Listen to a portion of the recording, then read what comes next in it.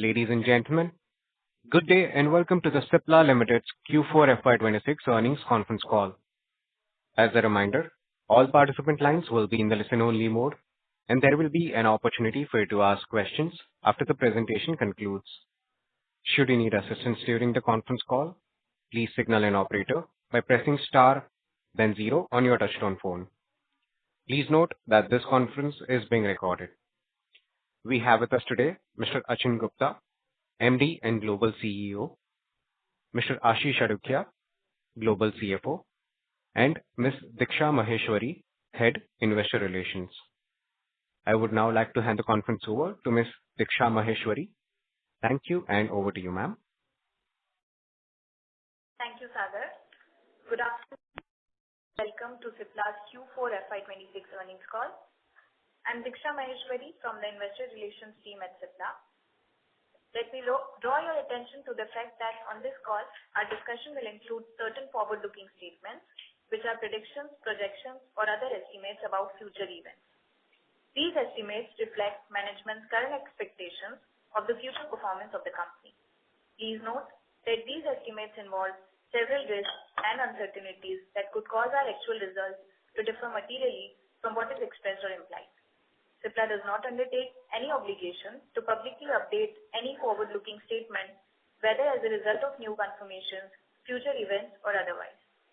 I hope you have received the investor presentation that we have posted on our website. I would like to request Achin to do so. Thank you, Diksha. Good afternoon, everyone, and thank you for joining us for our fourth quarter's earnings call for financial year 2026. 2026 was a year of milestones for us. We completed our 90th anniversary for the business, and we achieved significant milestones across all of our businesses: One India, North America, One Africa, and EMU. In India, we crossed a significant threshold with the business surpassing 12,500 crores in revenues, underscoring the strength and resilience of our domestic franchise, which is our largest franchise. In North America, the successful generic Ventolin approval from our US facility marked an important strategic inflection point and reinforced our R&D capabilities. Our One Africa business continued to deliver market-beating growth, and our EMU operations scaled meaningfully to become a 400 million plus business unit. Together, these achievements highlight our disciplined execution and our commitment to sustainable as well as diversified growth across geographies. Now, let me touch upon the individual businesses. Our One India business delivered a robust performance this quarter, growing at 15% year-on-year, driven by strong double-digit growth across branded prescription, trade generics, as well as consumer health. Full-year growth stands at 9% YOY. On the branded prescription business, our key chronic therapies, respiratory, anti-diabetes, cardiac, and urology delivered a strong double-digit market growth. Our chronic mix stands at 60% as per IQVIA MAT March 26. Foracort, our leading inhalation brand, surpassed the revenue of 1,000 crores, reaffirming its position as a respiratory market leader. Meanwhile, Diator, our cardiac brand, has established itself as a 650 crore brand, delivering 25% YOY growth.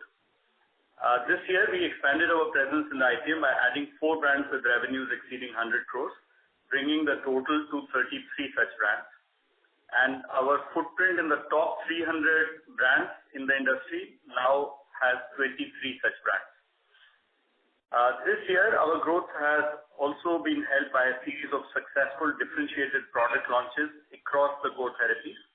In respiratory, we launched products into the inhalation franchise, including Foracort G Synchrobreathe, Ciphaler, and the triple combination Voltido Trio, which are strengthening adherence while delivering therapeutic benefits. In antimicrobial resistance, we launched Remdri, Cipenmed, Esplosip, which underlines our presence and leadership in resistant and critical infections and AMR. In urology, we launched a novel product called Stricter, which expands our leadership in non-antibiotic management of recurrent UTIs. In our diabetes franchise, we launched SGLT2-led portfolio, including empagliflozin. And in dermatology, we launched an innovative solution, Perfecta for scar management. Together, these launches reflect our execution strength. It reflects our focus on complexity and our commitment to driving sustainable growth through improved patient outcomes. During the year, we also enhanced our pipeline and portfolio through strategic partnerships. We entered into a collaboration with Eli Lilly for Yurpeak, making our entry into the fast-growing obesity segment with best-in-class molecules. Our partnership with Mankind Corporation of US brought Afrezza, India's first rapid-acting inhaled insulin, reinforcing our focus on differentiated diabetes solutions. And we also gained exclusive rights to Pfizer's key established brands, further strengthening our access to strong brands in the IPM. Additionally, the acquisition of Inspira Healthcare enhanced our portfolio on pediatric and wellness product side. Put together, these efforts meaningfully enhance our portfolio and reinforce Cipla's long-term growth ambitions. On trade generic side, we continued the strong growth momentum, delivering double-digit growth YOY for the quarter as well as for FY26. This performance was driven by a focused execution across distribution, a robust pipeline of strategic new product launches, and meaningful advancements in technology-enabled operations. We will continue to expand portfolio and use that as a key driver for growth, with 70 new launches planned this year. Our consumer health business continued its strong upward growth trajectory, with Nicotex, Omnigel, and Cipla consolidating their number one positions in their respective segments. The business is driving very healthy secondary growth and actively exploring opportunities to invest in products and channels to further expand our distribution network. Operating profitability has improved in CHL, reflecting the strength and scalability of our consumer health strategy. Coming to North America, the business reported quarterly revenue of $155 million and an annual revenue of $780 million. Supported by demand in our differentiated portfolio and a steady base business. Albuterol market share increased to 19.6% as per IQVIA Match March 26. During the year, we advanced our portfolio with several key assets, including liraglutide, nintedanib, and dapagliflozin. Notably, we received regulatory approval for the first AB-rated generic Ventolin with CGT, representing the first commercial MDI product to be manufactured from our US facility. This milestone reinforces our growing confidence and capability to deliver complex generics, not just from India, but also from our US manufacturing facility. We are expecting to launch this product within the coming months. Our Goa facility, together with two US facilities, is well equipped to support the launch of all four respiratory assets planned for FY27. Enabling a seamless and well-coordinated supply to the market. Our One Africa business grew at an impressive 14% year-on-year growth rate during the quarter, with a full year growth of 7% YOY in USD terms, powered by firm performance across key markets. In the private market, our secondary growth outpaced the market growth with 6.6% versus 4.8% for the market. In EMU, our focus strategy on deep penetration has built a strong foundation, enabling the business to breach the $400 million US revenue mark. This is despite the significant volatility that has been happening in the recent months because of the war. The business remained resilient during the quarter, navigating geopolitical uncertainty and disruptions with strength and discipline. It was led both by DTM and B2B categories alongside consistent margin stability and internal pipeline assets. On the regulatory front, during the year, US FDA conducted and concluded inspections at 3 of our manufacturing facilities in India, Bomasundra in Bangalore, Scitech at Mumbai, and Medispray in Goa. All of these inspections resulting in a VAI or NAI classification. This accomplishment reflects our sturdy dedication to quality, compliance, and operational excellence. A quick update on our US pipeline. We continue to prioritize organic investments with sustained focus on advancing R&D capabilities for the US market in particular. We remain very confident in our US business outlook, which is supported by a pipeline of nearly 40 to 50 products to be filed over the next 3 years. And this includes 12 first to files and 8 B2 opportunities that we are targeting. In the respiratory portfolio, 5 assets have been filed, including the generic Ventolin. 4 of these are expected to be commercialized in FY27. We are also going to deepen this pipeline with 4 additional respiratory assets scheduled for filing over the next 24 months. Importantly, we remain committed to sustainability and innovation, with 2 respiratory assets incorporating green propellants expected to be filed over the next 24 months as well. In peptides and complex generics, 8 assets are already filed, with select launches projected between FY27 and 28. We aim to file 3 more peptides and complex generic assets in the next 12 to 24 months. Additionally, we are working on oligonucleotides, and we are also having 2 global biosimilar assets. One is undergoing clinical study under an IND, and the other is in earlier stage of development. We see biosimilars as a very large and under-penetrated opportunity, and with the recent change in some of the guidelines, we believe this to be an upcoming almost $200 billion opportunity, with around 100 such biologics expected to lose exclusivity over the next decade. So we are going to enhance our efforts on biosimilars. We have a JV with Camwell, which is focused on execution, which has an initial pipeline of respiratory assets and oncology assets. We are looking at adding at least 1 to 2 assets on in-house biosimilar development through this JV, which will really build our presence in the biosimilar space over the next 5 to 7 years. On the back of these ambitions and with a very solid foundation of execution, we are also accelerating our AI-led transformation. Our strength has always been on execution across quality, manufacturing, and regulatory. And with the AI transformation, we aim to become a leading AI-led pharma organization.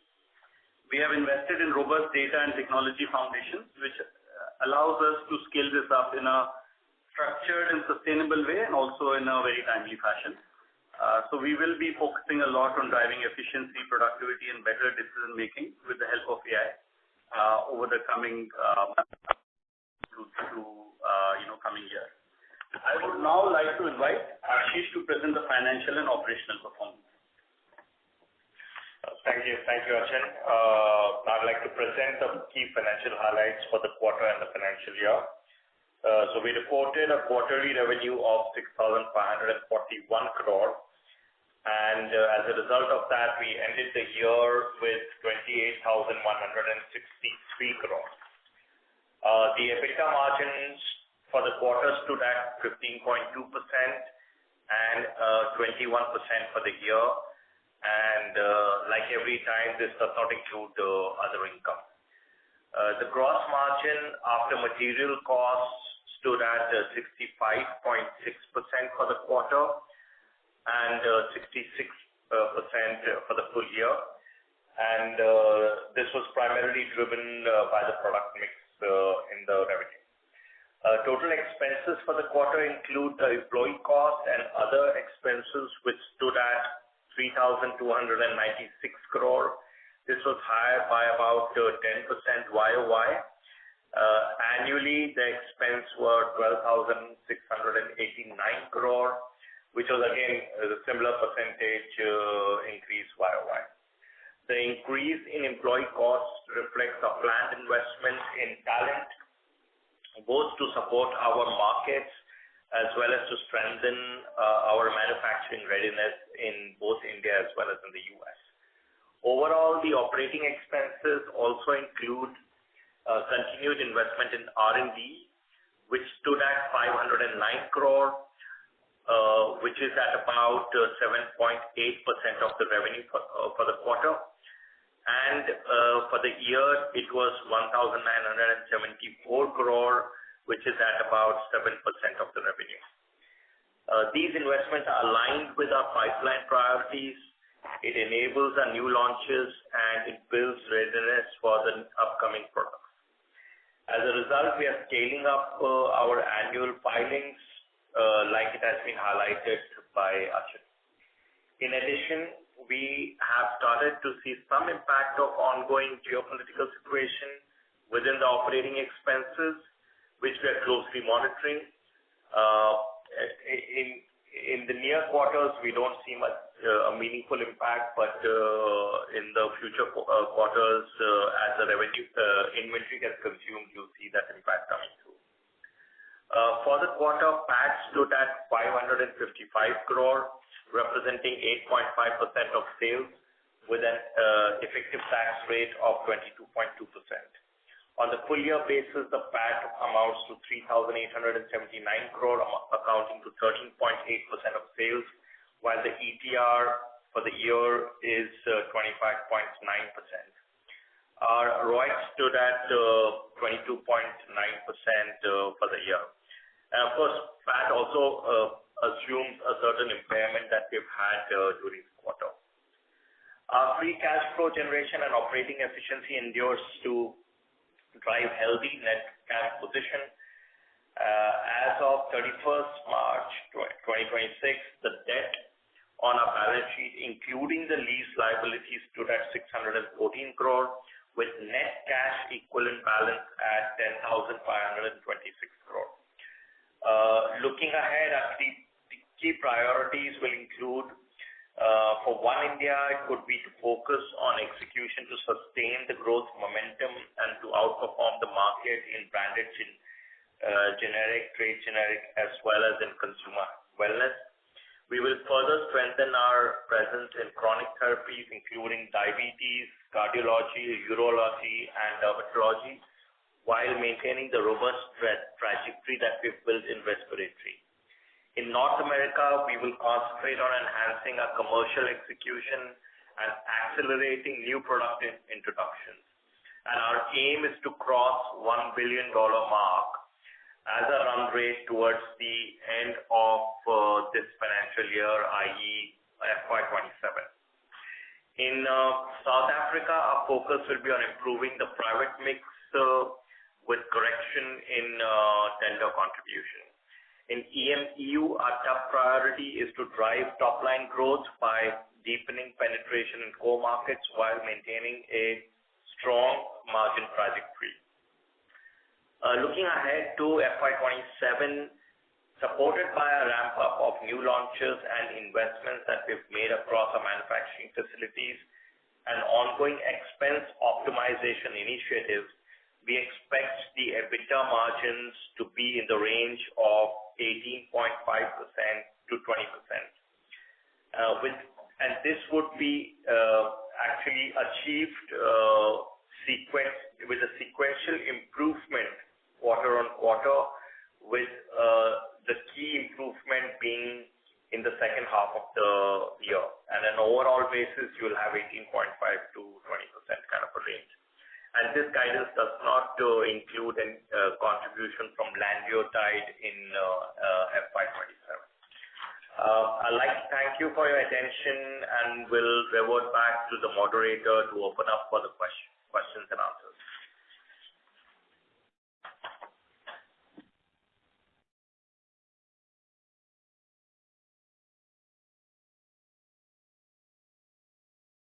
So should we open the floor for questions? Yeah, sure, please. Thank you very much. We will now begin with the question and answer session. Anyone who wishes to ask a question may press star and then one on their touchtone phone. If you wish to remove yourself from the question queue, you may press star and then two. Participants are requested to use handsets while asking a question. Ladies and gentlemen, we will wait for a moment while the question queue assembles.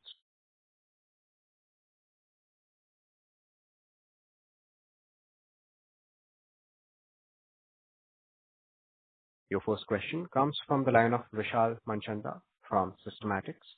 Please go ahead. Hi, good evening, and thanks for the opportunity.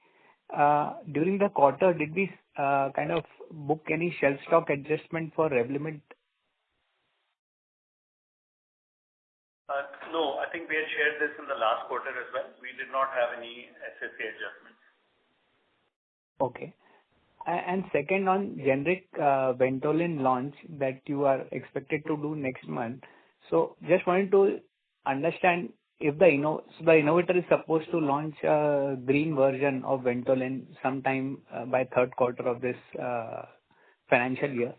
So as hypothetically, if the innovator is able to replace all of their Ventolin product with the new version, would that impact Cipla? Right now, generic to the existing Ventolin. The switching to another variant is, I think that will be a process, which is not an automatic process under the US law at this point of time. So we do not anticipate any near-term impact of that change as and when the transition starts to happen. Okay. And if you could update on the respiratory pipeline, the key assets, Advair, Symbicort, QVAR, Flovent.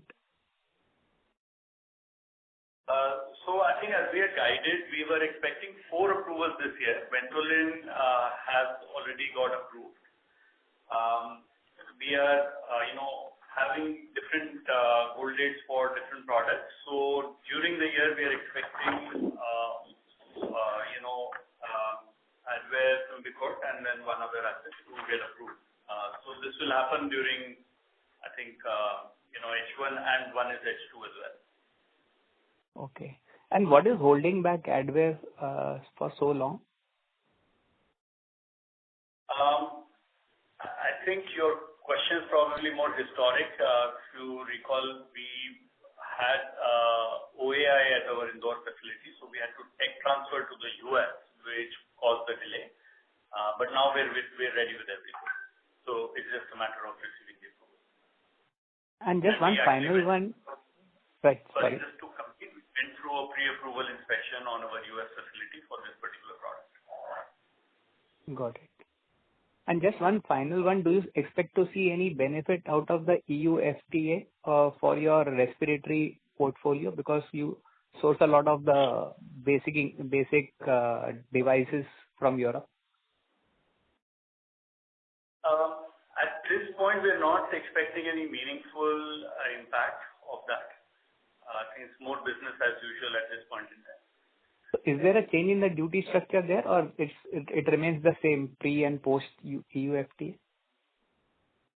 No, it remains the same. So there is no benefit as such. And in EU, we are already selling respiratory devices which are in-house. So, there's no significant benefit that we see coming from EU FTA. My question was more from a sourcing standpoint. Like the key raw materials that come from Europe, would they be cheaper for you? No, so we get some raw materials from there, especially on the devices side, but there's no any such benefit that we have out there. Okay. Thank you. Thank you. The next question comes from the line of Siddharth Negandhi from CWC. Please go ahead. Hi, thanks for the opportunity. Just wanted to understand the specific initiatives around AI which you mentioned. If you could share any specific initiatives that you've taken and any other pilot initiatives that you see scaling up in future. Yeah, so AI is a broad-based implementation that we're targeting, which will focus across multiple functions. And the difference between what used to happen in the past versus now is we're focusing on end-to-end processes versus small, limited use cases. So this will be, we have implementations across quality, regulatory, corporate functions, and a lot of the R&D related use cases as well. So the idea is to use it in a way that helps obviously faster and better decision making, but also ultimately gives us productivity benefits. Right. And on the biosimilars front, just want to understand in terms of your strategy for biosimilars, are you looking at in-licensing or are you looking at your own development? And what sort of a pipeline and timeline are you looking at for that, both from a U.S. and EU perspective? And is that sort of accelerated given the new FDA draft guidelines? Yes. So we have predominantly an in-house strategy where we have two assets currently under development for developed markets. One of them is already under clinical trials under an IND of US. We will be adding 1 to 2 assets each year, which will then therefore start resulting into a pipeline of 6 to 8 in-house assets over the next 5 to 8 years.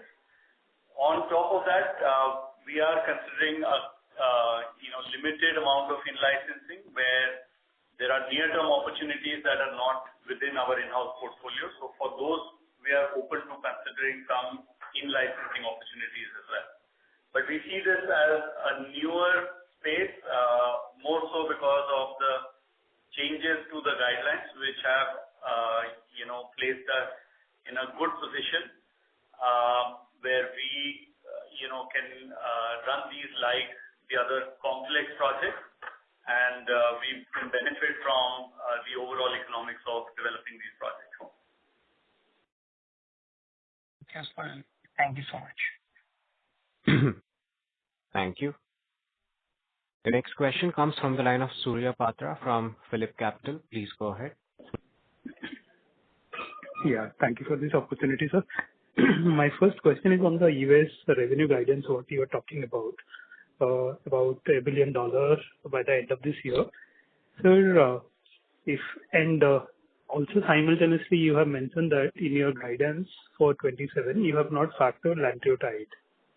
So that means in your expectation for FY26, you are not considering lanreotide, and obviously this lenalidomide is not there.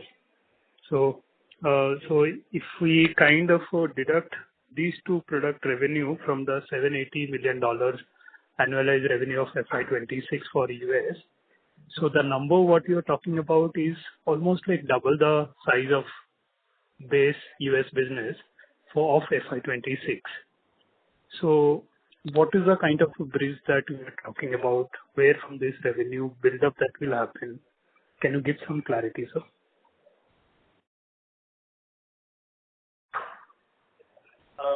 So the guidance, I just wanted to clarify, is $1 billion run rate by the end of the year. We are not guiding for $1 billion revenue during the year. Right?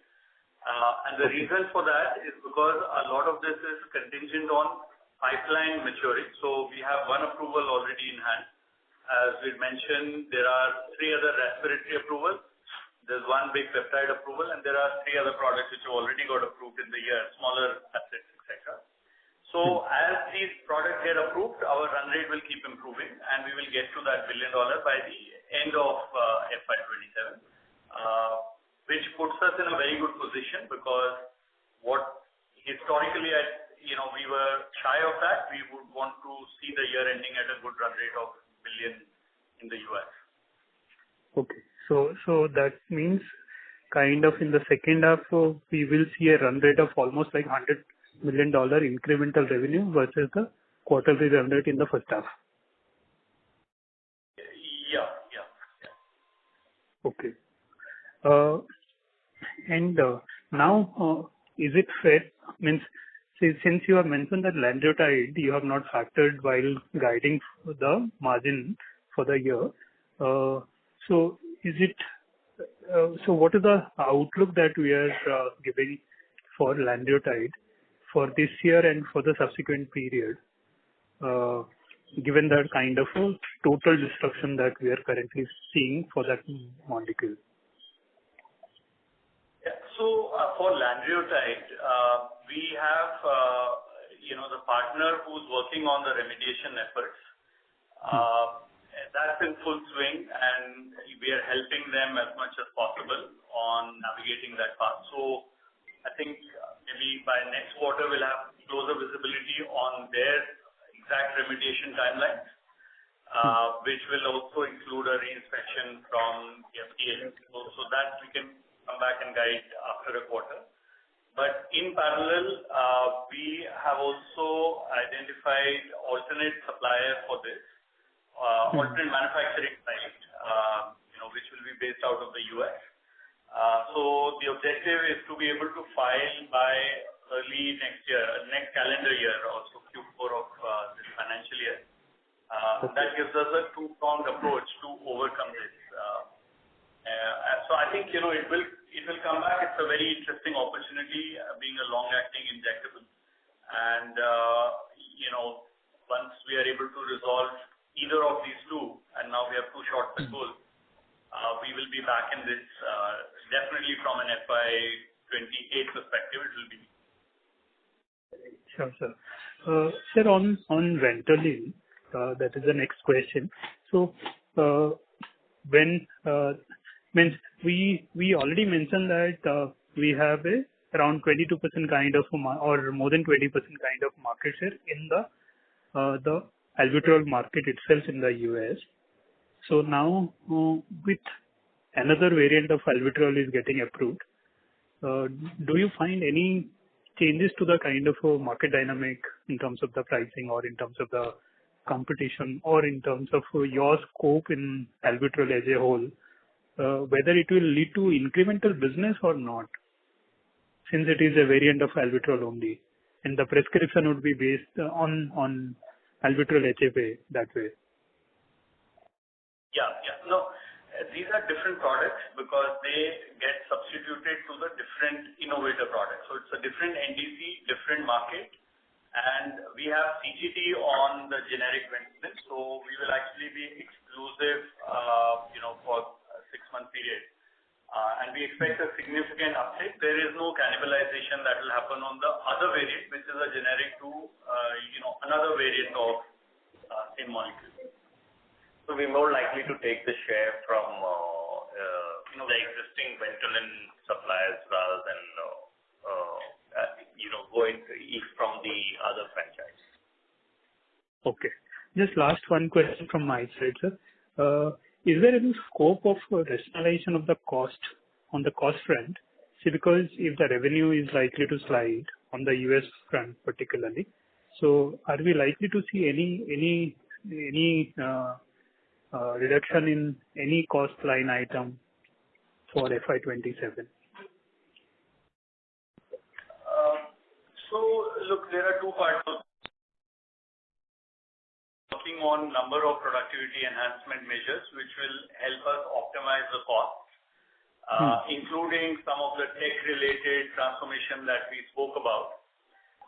But, the short term, there are disruptions because of the war situation on sourcing side. So, right now we're having visibility to what we've seen so far, but, if it prolongs, that's something that is, that's still yet to be quantified. But to answer your question on basic efficiencies and productivity, yes, we're working on that, and it will materialize as we go through during the year. There's one more point which I think you should keep in mind is we had invested in our North America facilities for these complex products, and so far the cost has been there in the last quarter or two, but the revenues have not commensurately come. So we will see that corresponding revenue with the new launches, and therefore the economies of scale will improve as we go along. Sure, sir. Yeah. Thank you. Wish you all the best. Thank you.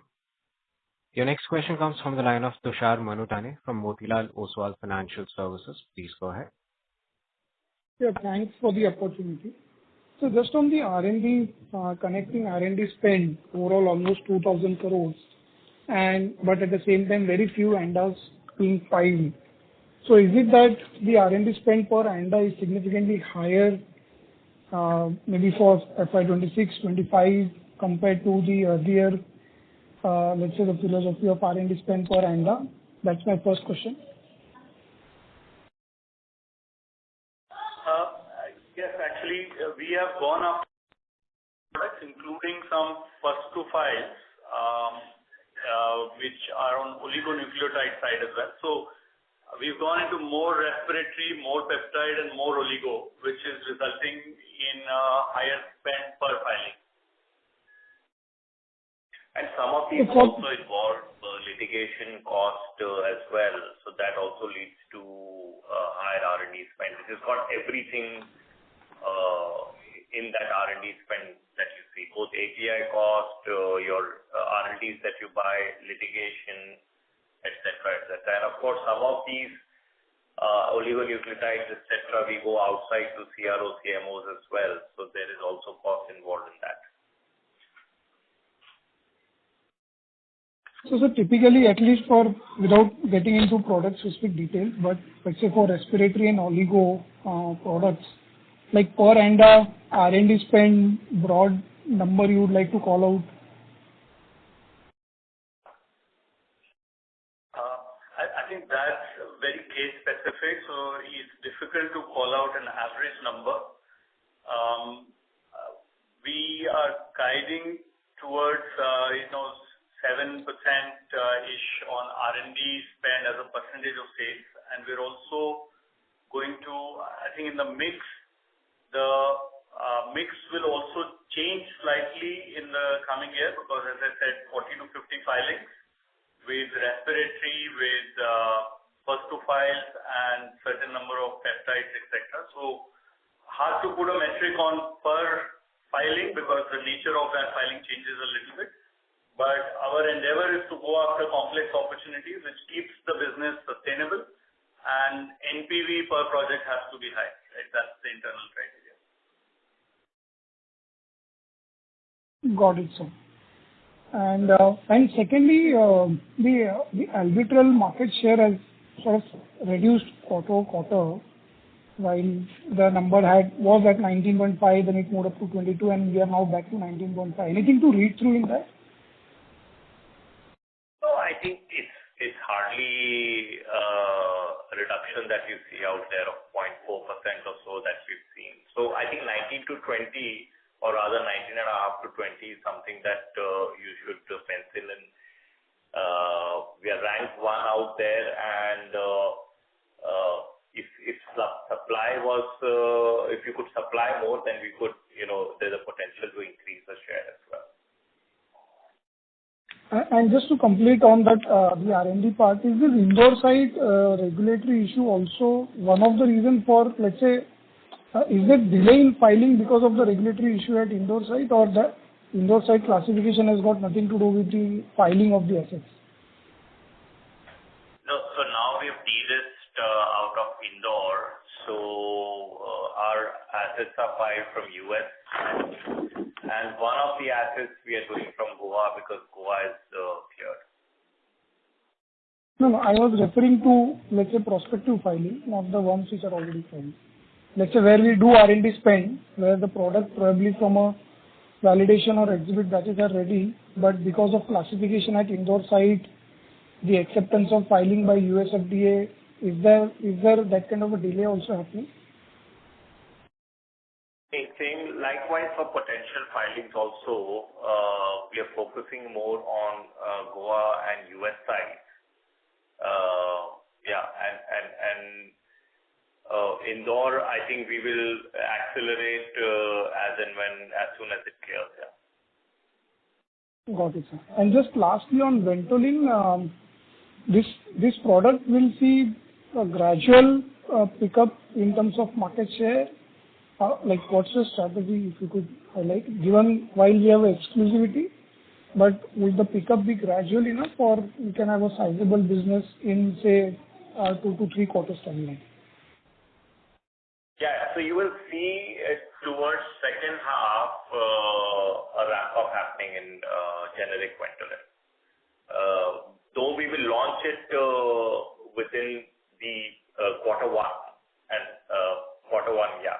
But the ramp up will happen in half two. And capacity won't be the constraint for this product? No, we have US facility for it. From the device combination as well?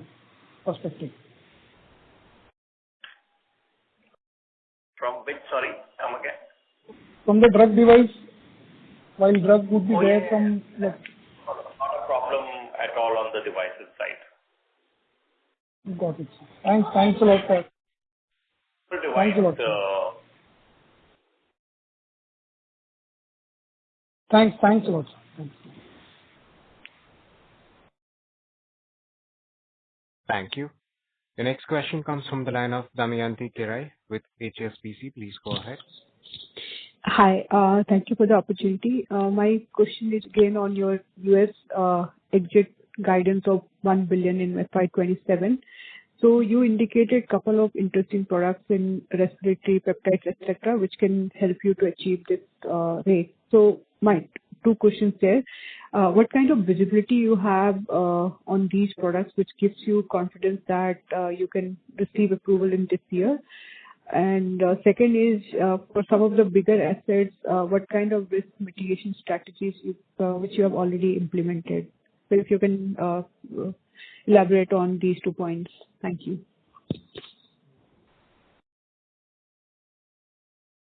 No, so see, I think it's in terms of confidence in each of these assets, we are seeing some developments happening. Like for example, in Advair, now you've had a PAI that has happened.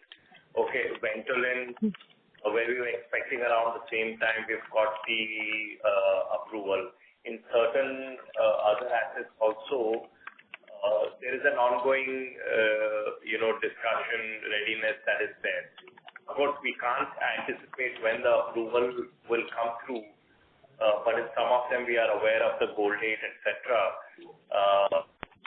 It does well for quarter 3, quarter 4, wrap up to happen to $1 billion kind of a run rate.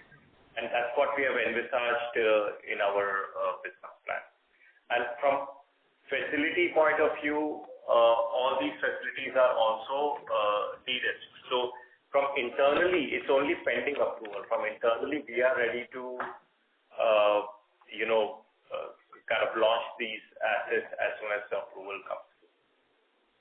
Sure. So when you say facilities issues are de-risked, so most of these filings are filed from 2 sites, say one from India and one from US. Is that the case? No, that won't be the case. Right now, these are filed from US or from Goa. You will have 1 or 2 assets filed, but and these are respiratories that I'm talking about. The peptide is with a partner site outside. So we don't anticipate any. That's why I'm suggesting that we don't anticipate any risks in the facility. Goa has recently got inspected as well. There are 2 observations. We are waiting. We have responded to those observations. We are waiting for the classification. Can't comment on that. But nevertheless, that's the status of our facilities. Sure. My second question is on your India business. So obviously, fourth quarter, I believe, is very strong. And full year, you ended at 9% growth for the segment. So when we look ahead, say 27, 28, do you think you can outpace IPM growth in, say, next 1 or 2 years, or it might take slightly longer? Because, say, market growth also improved in recent time. We are seeing around low double-digit growth for market. So on that perspective, you are just like close by, but not outpacing the market as of now. Yeah, so we are confident that we'll be able to deliver a strong double-digit growth as well as a market-beating growth in FY27, 28. And we've been seeing that consistent trend over the last, couple of quarters.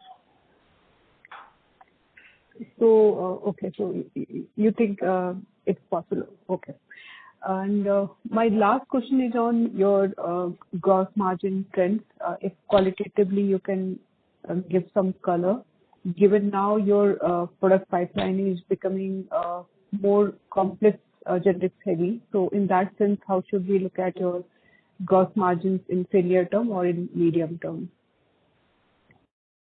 Yeah, see, it's a large mixed bag in the gross margin. So there are many factors that go into it. So like in the last quarter, I had highlighted that we had, R&D costs, material costs going up, due to which the gross margin had got impacted. So some bit of that has got reversed in this quarter, where the margin is better because also, not just the product mix, but also because the R&D material cost was lower in comparison to the previous quarter that you saw. I think the way I look at it is that, of course, lenalidomide was a high margin product, but most of our recipe assets that are coming are mostly in-house products. So in-house products will always give you a higher end of the margin, more than the company average that you're seeing today. So it will only accrete to your company gross margin. But at the same time, some of the peptides that we're talking about, and oligo is much later, but peptides that we're talking about, they are partnered products. So while the gross margin could be high out there, but there is also a profit share as a royalty that we end up paying, which goes into gross to net. So therefore, your gross margin in those products will be after the profit share, which kind of brings it down. But at the same time, the S&D, etc., in the US at least is not much, so it is accretive significantly to your EBITDA margin. In India, we are moving more and more towards chronic. So chronic will definitely come with a 5 to 10% better gross margin. And we are keeping a very tight control on what ILDs we do.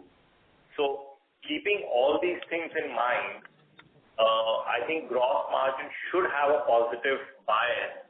And the last thing that I just want to highlight is that generally you will see in the result also, there's a strong control that we have over costs. So every year we take some target to actually reduce the costs such that it is lesser than the revenue growth that you see out there. So I think these are the things that we take care of. Of course, there is this whole geopolitical and war risk that is there. We had some impact of that in quarter 4. We have some impact in quarter 1. Not significant though, but some of these inventories that you're buying today, as it gets consumed in second half, there may be some costs, but that's temporary. Like I think your question was more around longer term sustainable. Yeah.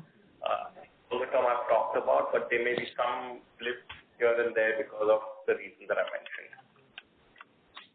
Sure. Thank you. Thank you very much for your response. All the best.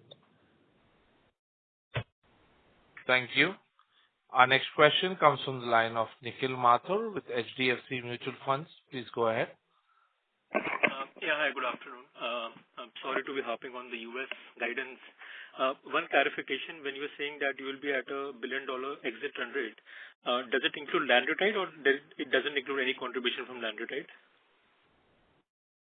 So at the moment, we've left that out of this guidance, so that would be an upside to plan if we can successfully, get back in the market before that. Okay. So if I analyze this quarter's US revenue, you are at around $620 million. We are talking about $1 billion exit. So this is about $380 million of incremental revenue.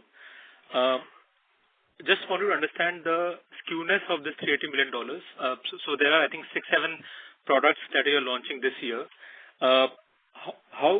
What kind of contribution will be from 1 or 2 products in this incremental revenue? Will it be a skew towards 1 or 2 products, or can there be an equitable distribution among 6-7 products? Because I'm just asking so that it doesn't create a big risk in FY28, because if competition comes in, then again you kind of face a situation which you faced in Revlimid this year. So, Nikhil, in terms of annualized revenues from these products, I think a couple of them we are expecting 100 million plus annualized opportunities, right? And the others were also significant, right? So this is respiratory, and then there's a peptide asset which is also big. So we are expecting big contributions. I think the reason we're not able to give a quarter-wise kind of breakup or a product-wise breakup is because the timing of launch, if it moves 1 or 2 months, that affects the full year number. But run rate-wise, assuming we have these launches, we will be able to cross that run rate by the end of the year. So there are, 2-3 big opportunities and a couple of medium-sized opportunities. Got it. And what kind of a tail are we looking at in these plus 100 million opportunities? I mean, can they continue for, let's say, a couple of years, 28 and 29, or in 28 onwards only we can see some bit of erosion starting to happen? So, see, these are not like the 6-month exclusivity kind of opportunities. So, even if competition enters, they will taper off slowly, right? So they are more like, the way to look at it is what you saw on our albuterol or what you saw on our lanreotide prior to supply disruption issues. These are more steady opportunities. So where we have to manage some level of price erosion, but not a cliff kind of scenario, right? So these are steady opportunities. And if there is a price erosion with new competition coming in, you may see some volume going up. So you'll have to manage it as a dollar value rather than looking at it as volume or a price gain. Understood. On the India business, can you quantify the contribution from Yurpeak in 4Q? I imagine it's only 4Q where Yurpeak would have contributed, not in 3Q, right? It wasn't that large because, real sales started happening in Jan. So Jan, Feb, March, we've seen growth internally in secondaries. April also we saw an improvement over March on secondaries. But it's not out of the 15% overall One India we've reported. It's not going to be a meaningful percentage. Sub 1%? Is that the sub 1 or sub 2%? Is that how we should read it? I think those figures are broadly available in the market. If you look at IQ, we'll give you a direction of how much primary we are doing. Okay. And is there any M&A component or in-licensing component that I might have missed, which is also leading to this double-digit growth in 4Q? Yes, we had in-licensing of some Pfizer products. We had a small acquisition of a business called Inspira. So at that, I think the base will still be double digits. I think the presentation also we had mentioned, I think the 4 or last time on. We've always announced the 3-4 ILDs and acquisitions that we've made. Okay, understood. Thank you so much. Thank you. Our next question comes from the line of Saion Mukherjee with Nomura. Please go ahead. Yeah, hi. Thanks for taking my question. Ajin, over the next, let's say 2-3 years, how should we think about, your capital deployment, both, let's say organically or inorganically? If you can give any color, the kind of assets and capabilities that you're looking at. Yeah. So, look, I think we are preparing for a solid growth over the next, 5 years and beyond. And for that, I think the number one deployment is going to be on R&D side. So, we have plans to accelerate R&D pipeline. So, respiratory assets, we have some under approval, some more which we are filing. Complex products which we outlined, what peptides, other differentiated products. But also we're going to step up on biosimilar side, where we would want to do, roughly 6 to 8 internally, and if we find a couple of good opportunities, we can supplement through inorganic as well, so that will consume some capital. Then we have CapEx, which we have increased steadily over the last 3 years. So this cycle will probably reduce after another year or so because, we've built enough capacity for the products that we want to supply. And beyond that, we will be led more by productivity initiatives. On top of that, inorganic, we are interested in looking at assets. We evaluate several assets. Our bias is more towards differentiated specialty kind of products for developed markets, which is US and Europe, which give us a more sustainable growth and some capabilities as well. So I think those are the areas where we would want to deploy capital in order to sustain the entire trajectory over a longer period of time. Yeah. Anything in India or emerging markets, like more in branded generic space, do you think Cipla would be looking at, or this would be largely organically built? So, India, we've actually put a slide in the investor deck on the partnerships we've done. Acquisition, a large acquisition in India is little difficult for us because we are a number 2, number 3 player. We're actually number 1 by volume. So whenever we start looking at some of these, there's a significant overlap that we have to account for. So emerging markets remains a very good opportunity for us. We're looking at that, and if we find opportunities where we get business plus capabilities, that would excite us a little bit more, because then that gives us a platform for future growth as well.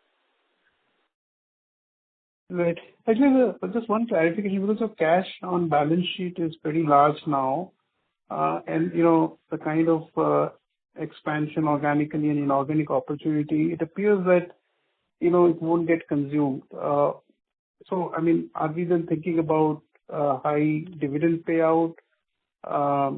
What are your thoughts on the cash that you have on your books now? So, as you said, there are opportunities to deploy. We need to be selective. When we look at it as, in absolute rupee terms, it looks high, but if you were to chase 1 or 2 large transactions, meaningful transactions, this is not a very high amount of cash. So, I don't think, we are worried about the cash on our books. It gives us flexibility, and it gives us opportunities to look at options which can help the future growth of the organization. At the same time, we do remain selective because, of the kind of opportunities that we are looking at, have to really pass all our filters in terms of, diligence and adding strategic value. Right. Thanks, and all the best. Thank you. Thank you. The next question comes from the line of Neha Manpuria with Bank of America. Please go ahead. Yeah, thanks for taking my question. A quick question on the India business. I think you mentioned we grew double-digit in the trade generic business, and I see we are growing double-digit in consumer healthcare as well, in FY26. So is it fair that the branded generic business has actually been pretty muted for the entire year? Therefore, what gives us confidence that we'll be able to beat India growth in the next year? Yeah, so I think, we mentioned that, all the 3 segments of the business have done really well in, especially Q3 and Q4. Q1, we had a muted quarter on the branded RX business, but that is behind us now, right? There were reasons related to seasonality, etc., but we've not seen those similar reasons as we started, this particular financial year. So, with the products we have and the strategies that are there, we are quite confident, and we've seen that trend now over at least 2 quarters, which gives us confidence that this will continue. And also we should still acknowledge that acute is a fair representation in our mix in comparison to other players and markets. Okay, so and that is season dependent, and last couple of years we've had challenging seasons, so we have to work much harder in other part of the portfolio to achieve that growth, which at least we've been able to do in the second half of the year. So in that case, given that we've had a fairly low base on seasonality, ideally even a normal season should give you that tailwind for India growth this year, right? That would be a fair assumption. Even if we didn't have even a normal season should help. Yeah, so that's why we're saying, we are confident about the double-digit growth because these seasonal patterns, don't happen too many years in a row, right? So I think the base was low for last year on some of these acute things, but also the chronic portion, particularly diabetes, cardiology has grown significantly. So we have also diversified beyond that seasonality-dependent portfolio. So yes, we will overcome this. Okay. And the second question is on the margin guidance that we mentioned, 18.5 to 20. Given that a lot of the US growth will be the high value launches would be second half weighted, is it fair to assume that in the second half our margins could be north of the 20% range and therefore the average that you've given? Would that be a fair assumption? Yeah. So that's exactly what I had mentioned initially, that in 18.5 to 20% that we're guiding, it will be more in the favor of H2, where you'll have better than average. And first 2 quarters where we don't have the benefit of new launches, we will see a lower margin than the average that we're giving. So yeah, that's the trend that you will see.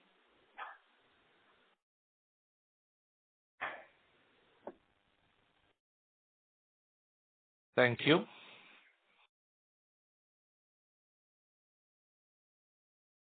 We take our last question for the day from the line of Vivek Agrawal from Citigroup. Please go ahead.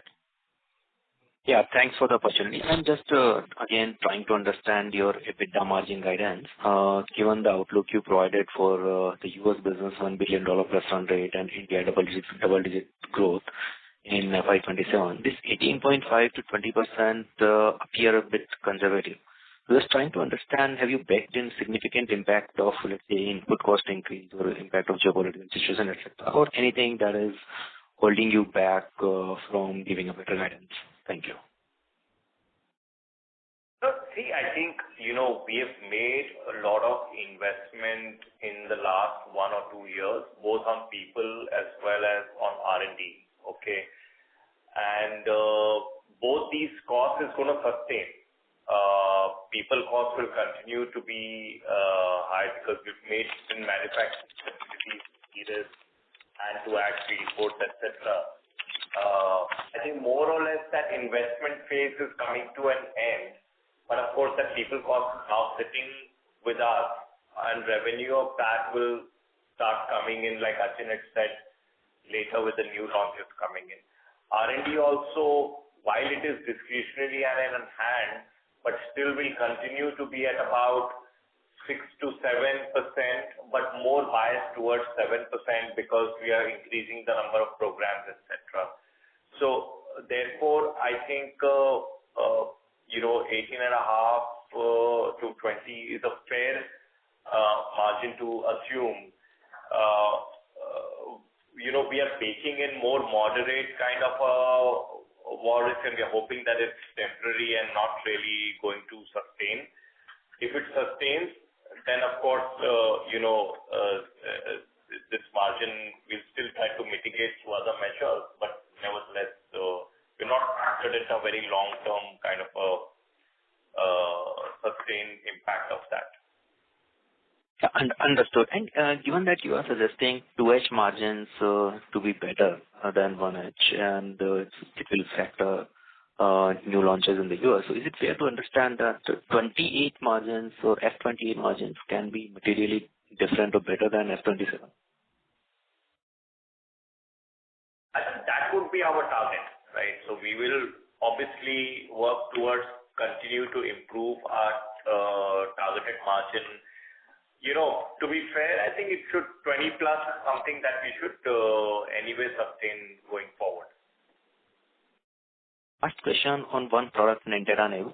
So how material this product can be? So is it a very short-term opportunity for 2-3 months, or it can last throughout this year? you can help us understand. Thank you. It's not a very large product, but we've got good market share, so I think it's doing well for us. We've had a few other launches as well already in the year, but these are not, I would not call them out separately. They're not of that magnitude. Thank you.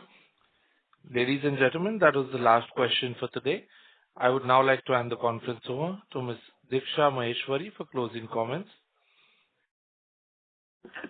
Thank you everyone for joining in. If you have any further questions, please write it to investor.relations@cipla.com. Thank you. Thank you. On behalf of Cipla Limited, that concludes this conference. Thank you for joining us, and you may now disconnect your lines. Thank you.